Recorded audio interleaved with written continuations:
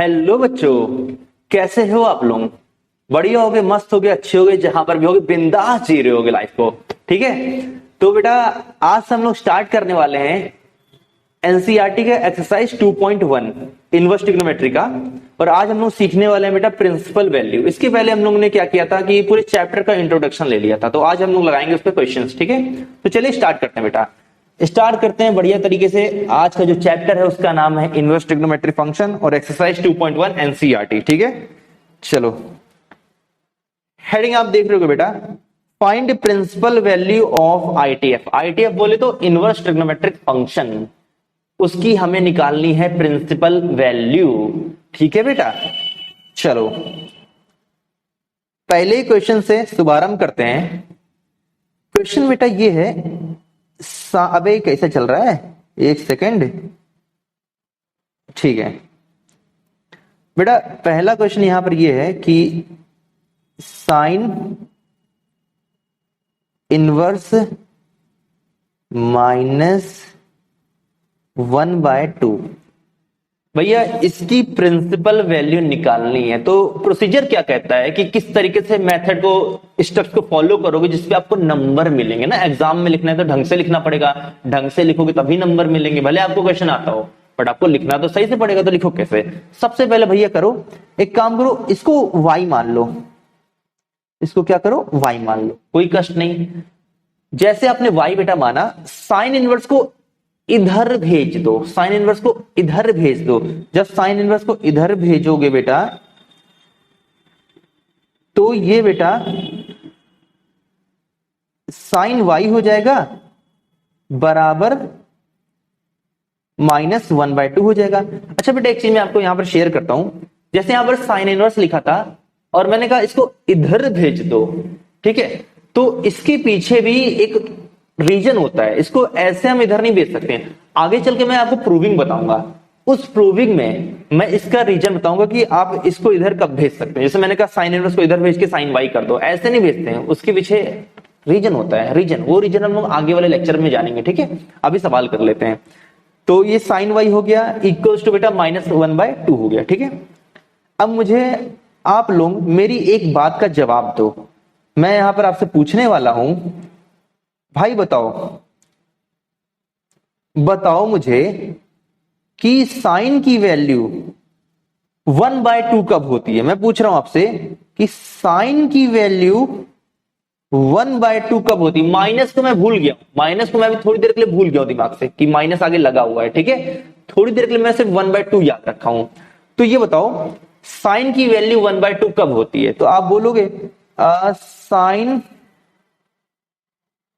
30 degree की value 1/2 होती है। मैं कहूंगा यार पता तो है यार तुमको। अच्छा क्या ये बात पता है कि डिग्री को रेडियन में कैसे कन्वर्ट करते हैं? तो बेटा जैसे 30 डिग्री है, मैं आपसे चाहता हूं कि इस 30 डिग्री को आप रेडियन में कन्वर्ट कर लें। तो आप कहोगे एक काम करो, π/180 से मल्टीप्लाई कर दो।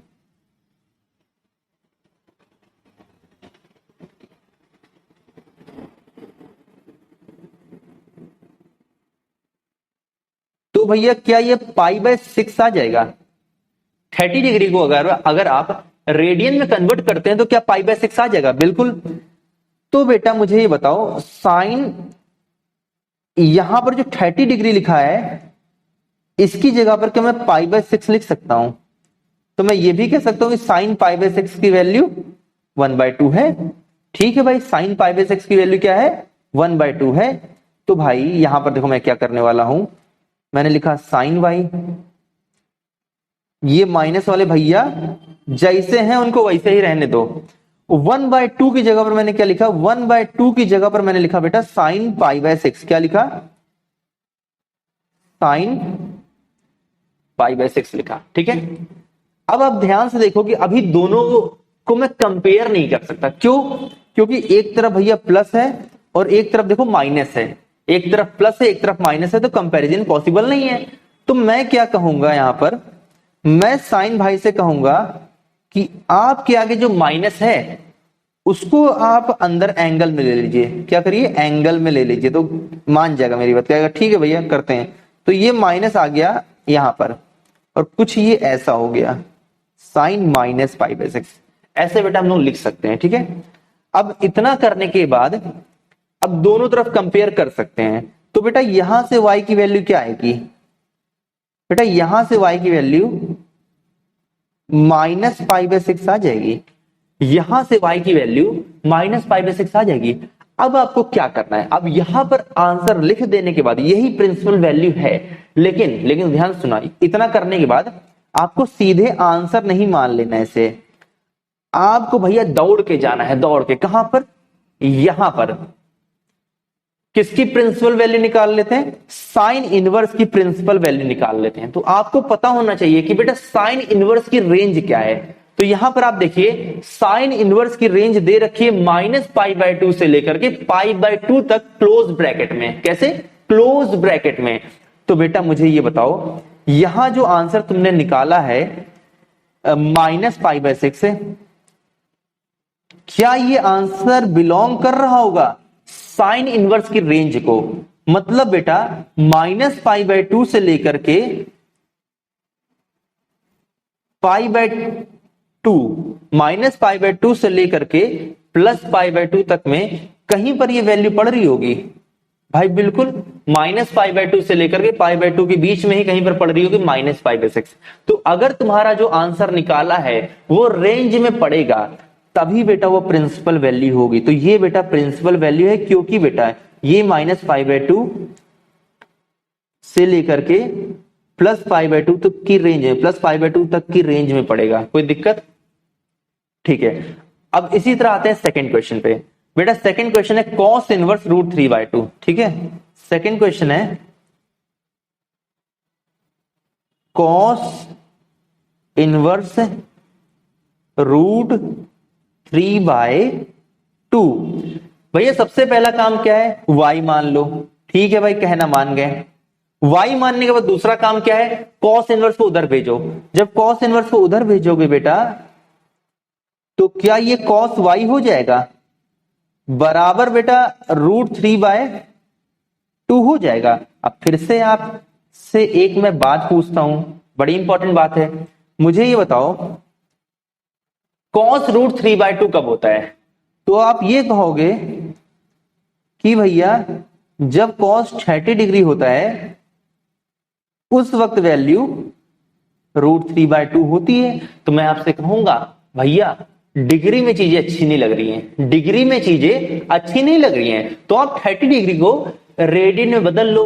तो आप 30 डिग्री को रेडियन में बदल लोगे, इसके पहले ही हमने बदला है तो इसको क्या लिखेंगे बेटा, देख लो 30 डिग्री को क्या लिखते हैं, पाई बाय 6 लिखते हैं। तो मैंने यहां पर 30 डिग्री को लिख लिया बेटा पाई बाय 6 से। तो मैं कह सकता हूं कॉस पाई बाय 6 की वैल्यू क्या हो जाएगी, रूट 3 बाय 2। तो बेटा यहां तक तो आपको पता चल गया कि भैया कॉस पाई बाय 6 की वैल्यू होती है रूट 3 बाय 2। तो बेटा मुझे बताओ क्या मैं रूट 3 बाय 2 की जगह पर, क्या मैं रूट 3 बाय 2 की जगह पर कॉस पाई बाय 6 लिख सकता हूं? बिल्कुल, मैंने लिखा कॉस वाई बराबर कॉस पाई बाय 6। बेटा अभी कंपेयर करोगे तो यहां से y की वैल्यू क्या आएगी, y की वैल्यू क्या आएगी, पाई बाय 6। y की वैल्यू क्या आ जाएगी, पाई बाय 6। आंसर नहीं मानना है, दौड़ के जाना है भैया। कहां पर दौड़ के जाना है आपको, रेंज की बात। हम दौड़ के गए भैया, रेंज देखा कॉस इनवर्स का, और जब कॉस इनवर्स का रेंज देखा 0 से पाई है, 0 से पाई है, तो दौड़ के वापस गए। भैया बताओ क्या पाई बाय 6 जो वैल्यू निकाला है क्या वो बेटा 0 से पाई के बीच में कहीं पर आ रहा होगा? बिल्कुल आ रहा होगा भैया। फिर ये हमारा आंसर है, एकदम सही आंसर हम निकाले हैं, हमारे आंसर में कोई भी गड़बड़ी नहीं है। ठीक है, अब आते हैं बेटा क्वेश्चन नंबर 3 पे। क्वेश्चन नंबर 3 है बेटा tan inverse minus root 3। Question number 3 है बेटा tan इनवर्स माइनस रूट 3। तो प्रोसीजर तो आपको पता है भैया, सबसे पहले भैया आपको मानना है यहां पर y, माना y। अब tan इनवर्स को भेजोगे उधर, जब tan इनवर्स को भेजोगे उधर तो हो जाएगा भैया ये tan y। क्या हो जाएगा, tan y बराबर बेटा -√3। कोई दिक्कत नहीं। अब मैं आपसे फिर से एक सवाल पूछता हूं। मैं आपसे ये कहता हूं कि भाई जरा माइनस को भूल जाओ थोड़ी देर के लिए और मुझे ये बताओ कि tan की वैल्यू √3 कब होती है। तो आप बोलोगे tan 60 डिग्री की वैल्यू √3 होती है। अब मैं आपसे फिर से एक बात बोलूंगा कि भैया डिग्री में चीजें अच्छी नहीं लग रही, तो आप कहोगे डिग्री में चीजें अच्छी नहीं लग रही हैं, तो यार इतना तो बता दिया है कि इसको रेडियन में कन्वर्ट करने के लिए करोगे π/180 से मल्टीप्लाई। भैया 0 से 0 खत्म हुआ, 6 से 18 खत्म हुआ, बच गया हमारे पास π/3। तो हम लिख सकते हैं 60 को π/3, तो हम लिख सकते हैं tan π/3 की बेटा वैल्यू क्या होगी, tan π/3 की वैल्यू हो जाएगी √3। देखो तो हमें ये चीज पता चल गई कि tan π/3 की वैल्यू होती है √3। तो बेटा बताओ ये हो गया tan y, आगे लिखा है माइनस √3 की जगह पर, √3 की जगह पर क्या मैं tan π/3 लिख सकता हूं? बताओ क्या मैं √3 की जगह पर tan π/3 लिख सकता हूं? बिल्कुल। अब बेटा क्या है ना, कंपेयर नहीं हो सकता। क्यों? क्योंकि एक तरफ आगे प्लस लगा है और एक तरफ आगे माइनस लगा है। तो मैं करूंगा क्या, माइनस को अंदर भेज देता हूं। जब मैं माइनस को बेटा अंदर भेजूंगा तो भैया ये कुछ ऐसा हो जाएगा, ये कुछ ऐसा हो जाएगा, और y की वैल्यू क्या आ गई, -π/3। यही हमारा आंसर होना चाहिए। देखो कैसे, चलते हैं tan इनवर्स की रेंज के पास। ठीक है, tan इनवर्स की रेंज के पास भैया गए, देखा tan इनवर्स की रेंज -π/2 से लेकर के +π/2 तक और ओपन ब्रैकेट में। ठीक है, ओपन ब्रैकेट में। तो बेटा क्या ये आंसर ओपन ब्रैकेट -π/2 से लेकर के π/2 के बीच में पड़ रहा है? हाँ भैया ये बीच में पड़ रहा है। अगर ये पड़ रहा है तो यही हमारा है बहुत बढ़िया सा आंसर। ये हमारी हो गई प्रिंसिपल वैल्यू। तो हर बार आपको रेंज भाई चेक करनी पड़ेगी। अगर रेंज के बीच में नहीं पड़ेगी चीजें तो गड़बड़ हो जाएगी। ठीक है, चलो आगे बढ़ते हैं। तो ये तो बड़े सिंपल क्वेश्चन है बेटा। कुछ क्वेश्चंस मैं लेना चाह रहा हूं यहां पर जो रेंज में ना पड़े। ठीक है, तो ये एनसीईआरटी का क्वेश्चन है बेटा। क्वेश्चन कुछ ऐसा है, cos इनवर्स -1/2। बड़े ध्यान से देखना, बड़े ध्यान से देखना। ठीक है, cos इनवर्स -1/2, इसकी मैं आपसे बोल रहा हूं भाई प्रिंसिपल वैल्यू निकालो। तो आप कहोगे अभी आपने पूरा प्रोसीजर सिखा रखा है, उसी को फॉलो करेंगे और आंसर निकाल के आपके सामने रख देंगे। मैं कहूंगा ठीक है भाई करो। तो सबसे पहले क्या करो बेटा, y मानो। क्या करो, y मानो। ठीक है, cos इनवर्स -1/2। अब cos इनवर्स उधर जाएंगे, जब cos इनवर्स उधर जाएंगे तो ये हो गया cos y बराबर -1/2। ठीक है, अब मैं आपसे एक सवाल पूछता हूं, मुझे बताओ यार cos 1/2 कब होता है? तो आप तुरंत बोलोगे cos 60 डिग्री की वैल्यू 1/2 होती है। मैं आपसे कहूंगा भाई सुनो, डिग्री में चीजें अच्छी नहीं लग रही हैं, रेडियन में करके दो। तो आप कहोगे ठीक है यार 60 को लिख लो π/3, तो cos π/3 की वैल्यू 1/2 हो गई। अब मुझे बताओ क्या मैं इस वाले 1/2 की जगह पर cos π/3 लिख सकता हूं?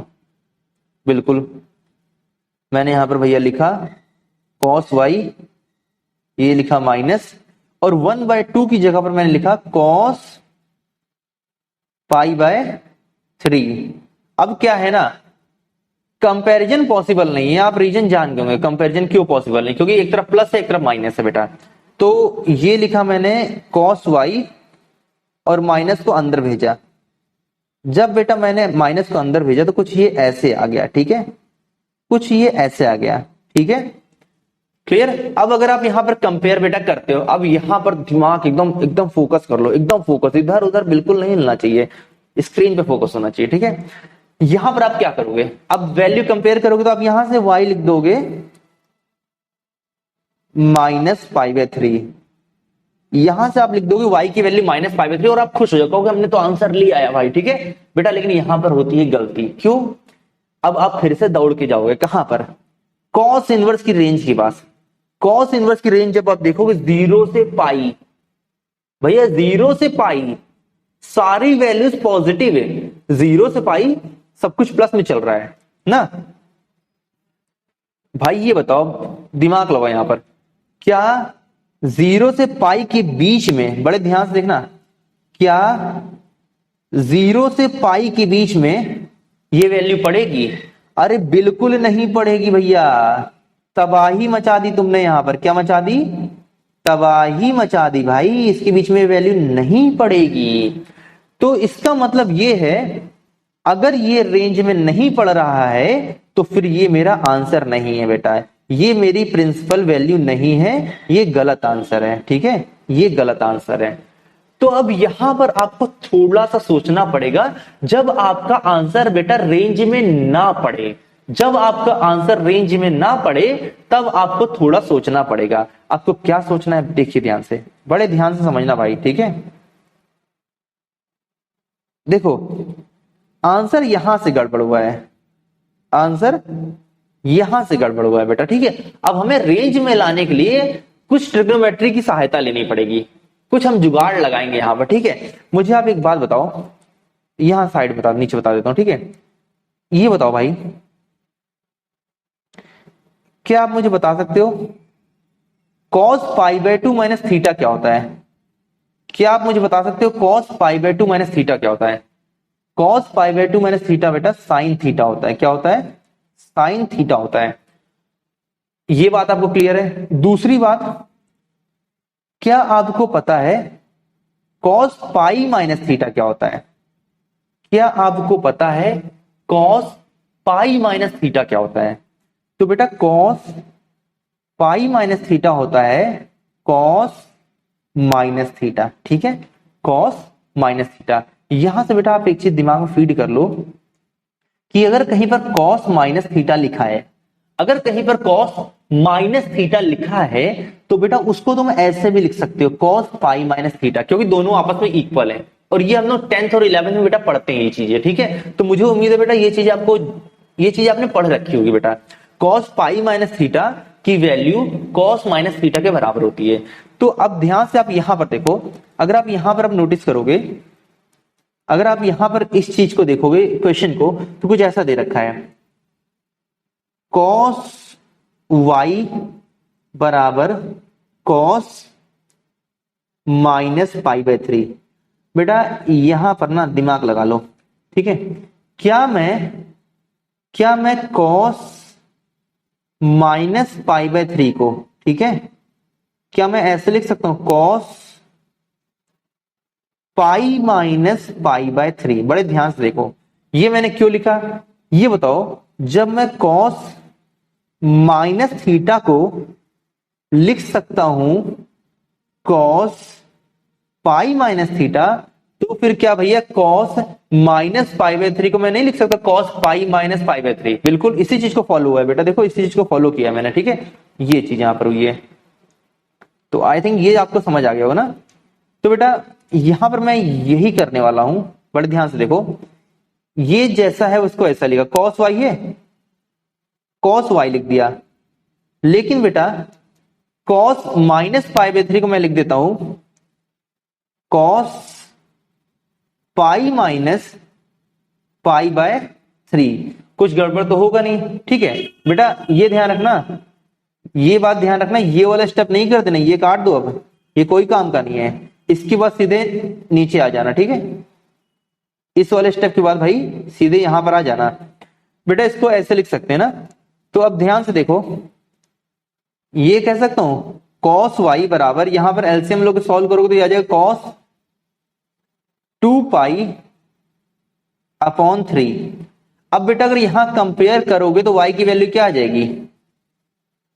2π/3 बेटा, y की वैल्यू क्या आ गई? 2π/3। अब जाओ और देखो कि भैया ये रेंज में आएगा। रेंज क्या है इसकी रेंज है बेटा 0 से पाई। इसकी रेंज क्या है? 0 से बेटा है पाई। बिल्कुल बेटा 2π/3 0 से पाई के बीच में पड़ेगा। चाहो तो चेक कर सकते हो 2π/3 कितना होगा, 180 बाय पाई से मल्टीप्लाई कर लो, पाई से पाई कट गया, 3 से कट गया 60, 120। 120 बिल्कुल पड़ेगा 0 और पाई के बीच में। तो ये है हमारा आंसर। आई थिंक आप यहां पर समझ गए होगे बेटा किस तरीके से क्वेश्चन को डील करना है अगर रेंज में ना पड़ रहा हो। अगर रेंज में नहीं पड़ रहा है तो फिर आपको जुगाड़ लगाना पड़ेगा। अब यहां पर मैं कुछ क्वेश्चन आपको होमवर्क दे रहा हूं, मैं चेक करना चाहूंगा बेटा कि आपने यहां से कितना सीखा। ठीक है, तो होमवर्क के लिए आपके पास कुछ ऐसे देखिए एनसीईआरटी के सवाल है होमवर्क के लिए। पहला क्वेश्चन आपको ये है कि कॉस इनवर्स -1/√2 सॉल्व करना है।